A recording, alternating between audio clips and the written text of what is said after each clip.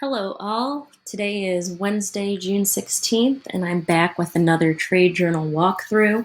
I didn't post yesterday, though I did trade yesterday.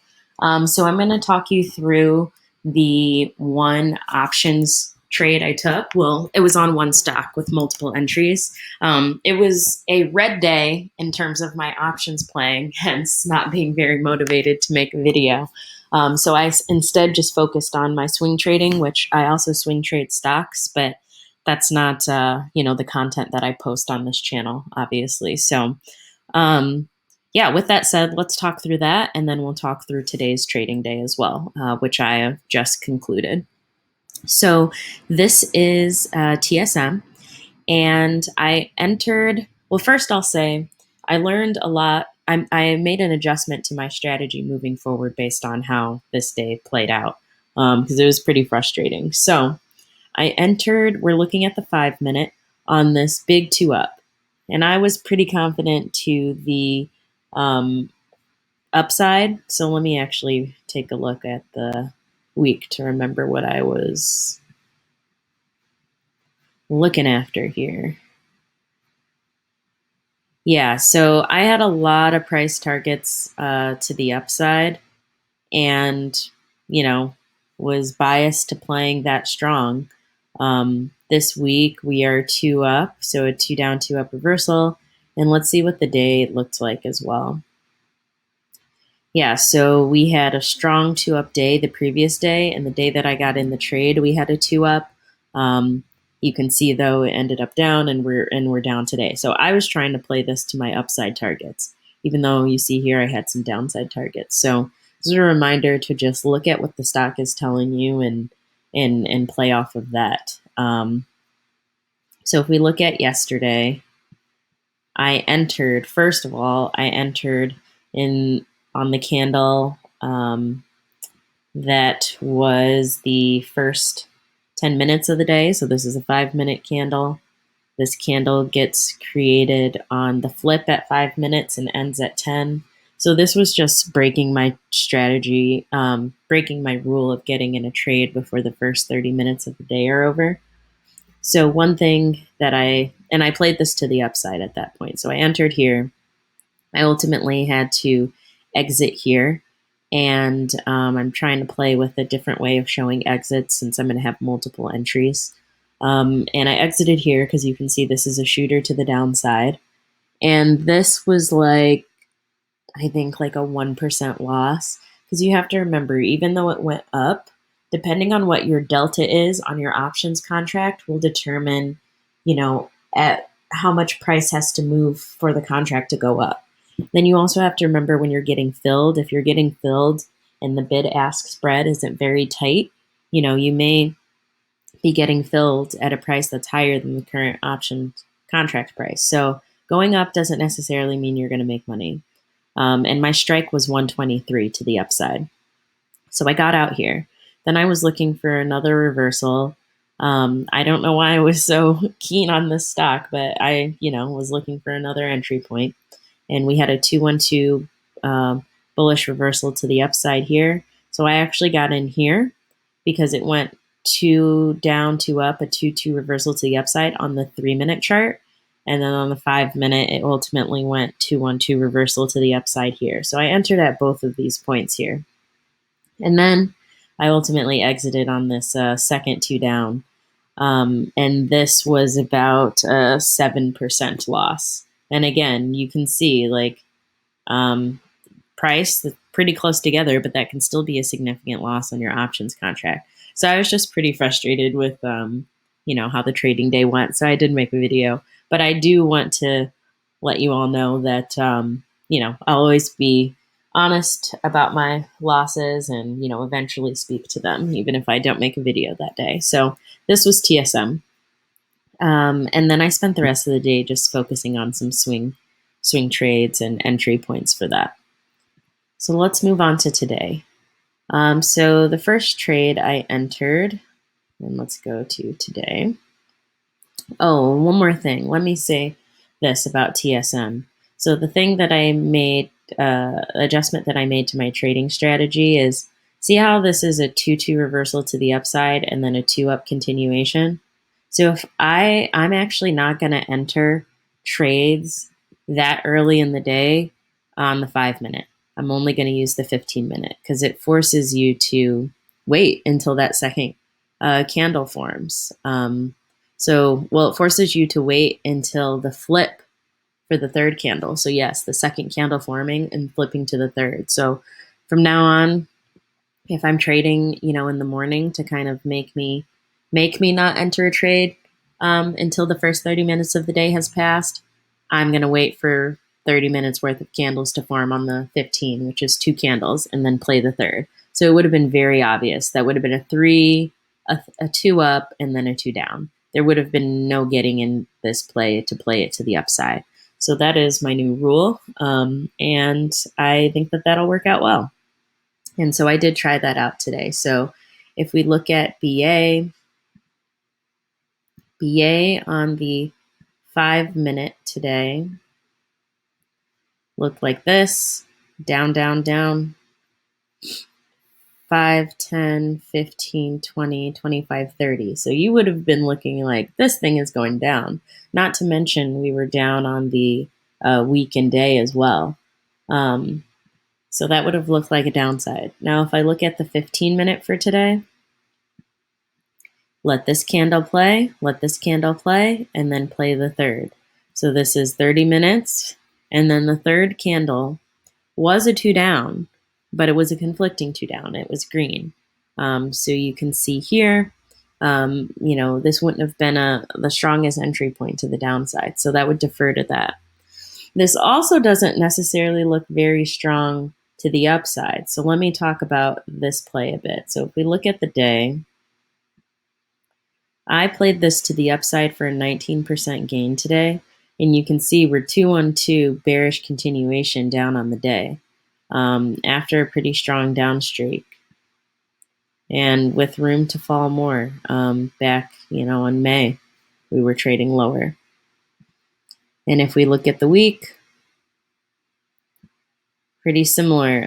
It's a 2 down week after a bearish 2-2 reversal first 2 weeks of June, from the first to the second week of June. So with a lot of play on the downside as well. So this doesn't necessarily look the strongest to the upside. But I joined a new trading Discord channel, which I will link below in the description. And they're using dark pool information to supplement their trading. And dark pool, I'm still getting a hold of the concept myself. But from what I've read up on it, it's, when large institutional buyers want to make a trade and not, affect the market, they enter a dark pool and make their trade anonymously. And then, of course, announce it after they've completed the trade, and then that'll move the market in however it does, or maybe it won't move it. But overall, the point is that they're able to make a trade based on, what current rates are, or how we're currently trading, without any, bias from the rest of the market. So, if someone's coming in with $1 billion sell, $1 billion worth of shares, that can influence how people treat that stock. So they make that trade anonymously, and then they announce it. So as I understand it, the group that I'm in are looking, someone has a subscription to one of these programs and is looking at dark pool activity. And they noticed a lot of dark pool activity for options contracts to the upside with a June 18th expiration date. So I decided, I'm playing around with different strategies right now. So I decided I'm still going to look to the strat for, a reversal pattern, and I'm still going to look for full time frame continuity. So remember, even though the day and the week are down, I could use the hour, the 45-minute, the 30-minute, the 15-minute, the 5. So that's what I did. I used the hour, I used the 30-minute, I used the 15 and the 5-minute to confirm my trade. So I got in here on this 3 outside up rush strat, and ultimately I got out here on this shooter light candle, which was a 2-2 reversal. But yeah, let me tell you, based on my other trading, my previous trading strategy, there'd be no indication for me to get in on this. I wasn't playing, I haven't been playing plays not including the day. So I don't know. I'm gonna play around more with this, and I do like the group so far. It's a new group. It started a couple days ago. So yeah, like I said, I'll link it in the description. The person that runs it, um, you know, I've learned a lot so far. So you can see here, this was a good time to get out because this thing is now dropping. So this was a 19% gain for me. And then the second trade I took today was NVAX, and this was a home run trade, which means 100% or more gain. So that was a good turnaround, especially compared to yesterday. So I got in here on this 2 down, but I believe I got in on the 15-minute. Yeah, I got in on the 15-minute. So you can see I got in on this 15-minute 2 down. So there was a 2-1-2 bearish, a 2-1-2 bearish continuation, 2 down, 2 down. I got in on the second 2 down. And this, I was looking to the day and the week. So this gap down and was trading 2 down. It had downside, a lot of downside action and a lot of other price targets to hit to the downside. If we look at the week, we have an outside week trending down at the moment. So yeah, I got in on the 15-minute here, and I ultimately held on to this thing looking at the 5 while also looking at the 15, because if we look here, I'm just going to mark this area because that's a doji like 2 down, but this actually looked like a point of exiting on the 5. Oops, I'm done with this. So actually it doesn't look too bad.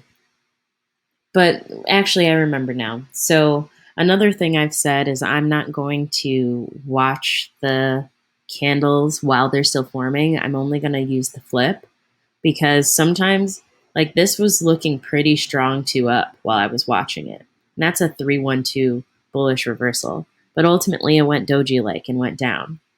So I'm only making decisions and only looking at the flip from now on the 5 and the 15.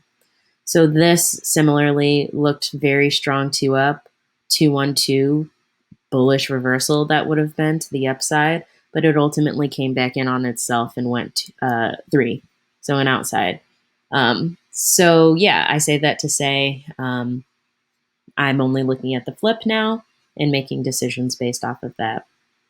And on the 15-minute, if I was just using the 15-minute, it'd be very, clear this was still in 2 down territory, even with that upside action. But again, I still like the 5 to get that granularity, so only looking at the flip. So yeah, I held this through this with confidence from the 15, with confidence of only looking at the flip. And then after this, I was going to get out on any reversal pattern regardless. So if we look at the, here, we had a very strong 2 up. It was immediately followed by a 2 down. I ultimately got out here. And this is where only looking at the flip would have worked for me. I clearly didn't here. This was just such a strong 2 up. And then when this opened, it was here and pushing up inside. It ultimately came back in on itself and went down. So I did wait until the new candle formed, but either way,